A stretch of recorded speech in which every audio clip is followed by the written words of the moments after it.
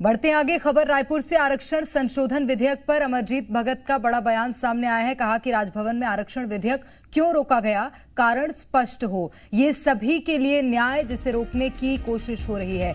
जिन वर्गों को आरक्षण का लाभ नहीं मिला उन्हें उत्तर प्रदेश में साधने की कोशिश की गई। राज्यपाल के पास आरक्षण संशोधन विधेयक लंबित है। तो एक बार फिर से छत्तीसगढ़ में आरक्षण संशोधन विधेयक का मुद्दा गूंजा है और अमरजीत भगत का इसे लेकर बड़ा बयान सामने आया है। अमरजीत भगत ने कहा, राजभवन में आरक्षण विधेयक क्यों रोका गया, कारण स्पष्ट हो। ये सभी के लिए न्याय है जिसे रोकने की कोशिश हो रही है। जिन वर्गों को आरक्षण का लाभ नहीं मिला उन्हें उत्तर प्रदेश में साधने की कोशिश की गई है। राज्यपाल के पास आरक्षण संशोधन विधेयक लंबित है। आपको बताएं, इससे पहले छत्तीसगढ़ की राज्यपाल थी अनुसुईया उइके।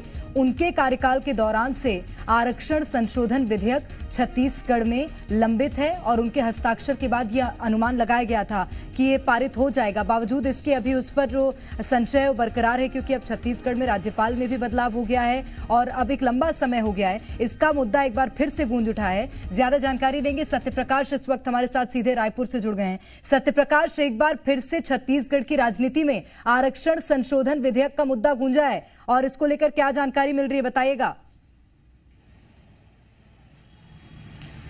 देखिए, कुछ राज्यों को लेकर जो सुप्रीम कोर्ट का पिछले दिनों निर्देश आया है, उसके बाद से कहीं ना कहीं इस मामले को लेकर अब फिर से छत्तीसगढ़ में सियासी बयानबाजी का दौर शुरू होता हुआ दिखाई दे रहा है। मामला चूंकि राजभवन में है, जो आरक्षण संशोधन विधेयक छत्तीसगढ़ में विधानसभा में पारित हुआ था, जिसमें 76% सब वर्गों को मिला दे तो आरक्षण का प्रावधान है, ये राजभवन में अभी तक अटका हुआ है। ये ज़रूर है कि पहले राज्यपाल अनुसुईया उइके थी, वो अब यहाँ से जा चुकी है। राज्यपाल बदल चुके हैं, नए राज्यपाल के आए हुए भी वक्त हो चुका है, लेकिन बावजूद इसके अब तक उस पर राज्यपाल के हस्ताक्षर नहीं हो पाए हैं।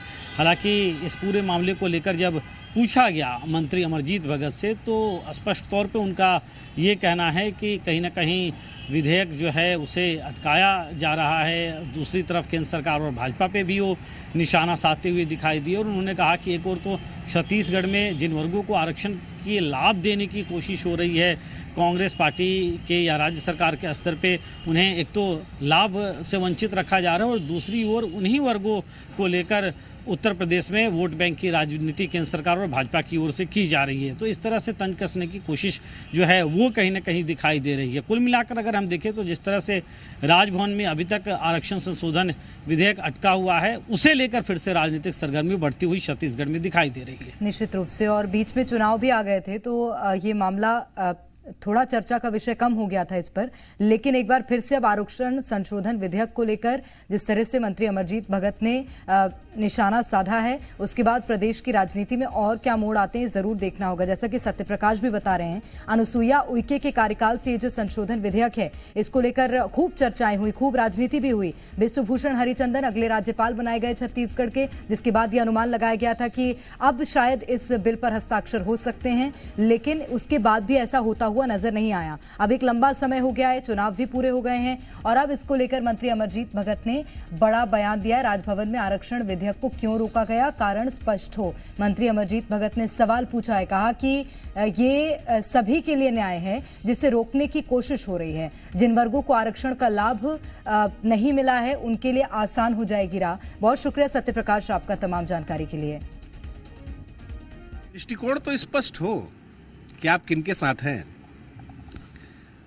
आप केंद्र सरकार एक तरफ उन लोगों को साधने का कोशिश कर रही है जिनको आरक्षण अभी तक नहीं मिला है, उत्तर प्रदेश जैसे बड़े राज्यों में, और छत्तीसगढ़ जैसे छोटे राज्य में जहां पर आरक्षण विधेयक पारित है उसको अनुमति ना दे करके, उसको लटका करके लोगों के लिए एक क्राइसिस पैदा करने का कोशिश किया गया है। तो ये दोनों तरह की बात एक साथ नहीं हो सकती।